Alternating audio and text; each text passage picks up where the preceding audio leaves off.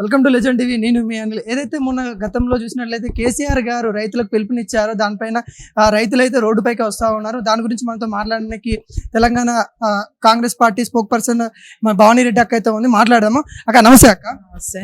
ఎలా చూస్తారు అక్క? ఇప్పుడైతే రోడ్ల మీదకి వచ్చి ధర్నాలు చేస్తూ ఉన్నారు. అవి ఎలా చూడొచ్చు ధర్నాలు? బీఆర్ఎస్ నేతలకు ఏం పని లేక బీఆర్ఎస్ కార్యకర్తలు ఆ నేతలు కలిసి వస్తున్నారు రోడ్ల మీదకి. రైతులు ఎక్కడ లేరు, వాళ్ళ కల్లాలలో ఉన్నారు, వాళ్ళ ప్రొక్యూర్మెంట్ సెంటర్ల దగ్గర ఉన్నారు, అమ్ముకుంటా ఉన్నారు ధాన్యాన్ని. చక్కగా 30 లక్షల మెట్రిక్ టన్నుల పైన మనం ధాన్యం కూడా కొన్నాం ఈ సంవత్సరంలో, వాళ్ళకంటే 15 రోజుల ముందే. సో ప్రతి గింజ వరకు చివరి గింజ వరకు కొంటాను ముఖ్యమంత్రి గారు స్టేట్మెంట్ కూడా ఇచ్చిండ్రు. అట్లనే 2 లక్షల రుణమాఫీకి మేము కట్టుబడి ఉన్నాము, తొందరలో అది కూడా అని చెప్పినాము 15 ఆగస్టులో పని. ఇంకా రైతులు ఎందుకు, దే ఆర్ వెరీ హ్యాపీ కదా. సో పంట నష్టము అన్ని కూడా మనం అన్నిటికీ సానుకూలంగా ఉన్నాక, ప్రతి గింజ కొంటామన్నాక, 2000 పైచీలకు మనం ధర ఇచ్చినాక కూడా ఎక్కడ కూడా మాయిస్ట్ కంటెంట్ చూసుకుంటూ తగ్గకుండా కూడా క్వింటాలకు అసలు 1 కిలో కూడా కట్ చేయకుండా మనం ధాన్యం కొనుగోలు చేస్తున్నప్పుడు దే ఆర్ వెరీ హ్యాపీ.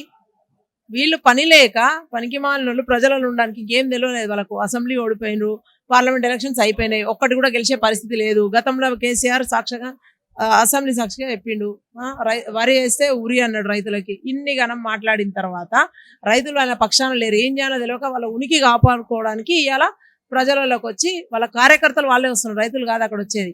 అంటే గతంలో ఉన్న పరిస్థితి ఇప్పుడు లేదు. రైతు 6 కాలం కష్టపడి పంట పండించి కుప్ప మీద కన్ను మూసిన రోజులు అవి వాళ్ళే. అంటే 10 ఏళ్ల పాలనలో వాళ్ళు ఏం చెయ్యకుండా పైగా మళ్ళా నల్ల చట్టాలకు, వాళ్ళు తెచ్చిన కేంద్రం తెచ్చిన నల్ల చట్టాలకు వీళ్ళు ఎస్ అని చెప్పి 2 రోజులు తూతూ మంత్రం ఇక్కడ ధర్నా చేసి 3వ రోజు పోయి వాళ్ళతో చేతులు కలిపి ఎస్ అని చెప్పి మోడీకి సరెండర్ అయిపోయి ఆయన చేసిన రైతులకు మొత్తం ఎట్లా అంటే ఉరి వేసిన పరిస్థితి తీసుకొచ్చిన కేసీఆర్ ఇలా మాట్లాడితే జనాలు ఎవరు నమ్మే పరిస్థితి లేదు. Congress party is bound, farmers కి మంచి చేయాలన్న ఆలోచనతోనే ఉన్నది.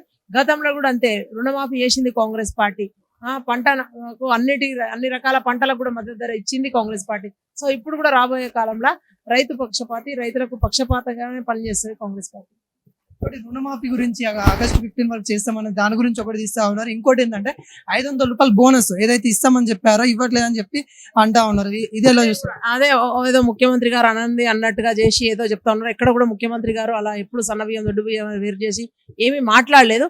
వాళ్ళు అన్నారు మీకు ఇప్పుడు గతంలో కేసీఆర్ గారు చెప్పి ఎక్కడ కూడా మీరు సన్న బియ్యం వేయద్దు, దొడ్డు బియ్యం వేయాలి అది ఇది అని చెప్పి తన ఫార్మ్ హౌస్ లో మాత్రం సన్న బియ్యం వండించుకున్న చరిత్ర ఆయనకున్నది.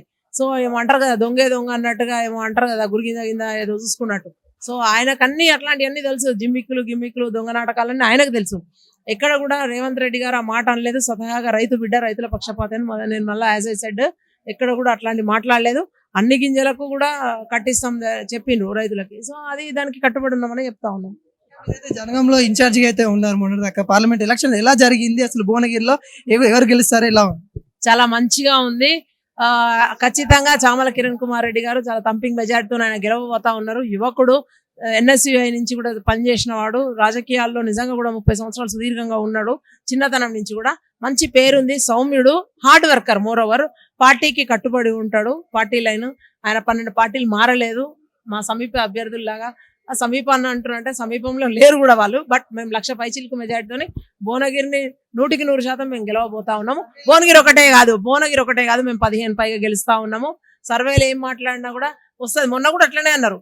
గడిచిన అసెంబ్లీ అప్పుడు కూడా అసలు కాంగ్రెస్ పార్టీ అధికారంలోకే రాదు, 10 కూడా గెలవదు, 20 కూడా గెలవదు, రేవంత్ రెడ్డి ముఖ్యమంత్రి కాడు, ఇట్లా అన్ని మాట్లాడిను. కాంగ్రెస్ పార్టీ అధికారంలోకి వచ్చింది, 64 గెలుచుకున్నాము. తర్వాత ముఖ్యమంత్రి అయిండు రేవంత్ రెడ్డి గారు. ఇంకా మళ్ళీ అదే మాట్లాడుతూ ఉంటే ఎందుకు, ఇంకా 10 దినాలు అయితే అయిపోతుంది, ముచ్చట పడుతున్నారు కదా.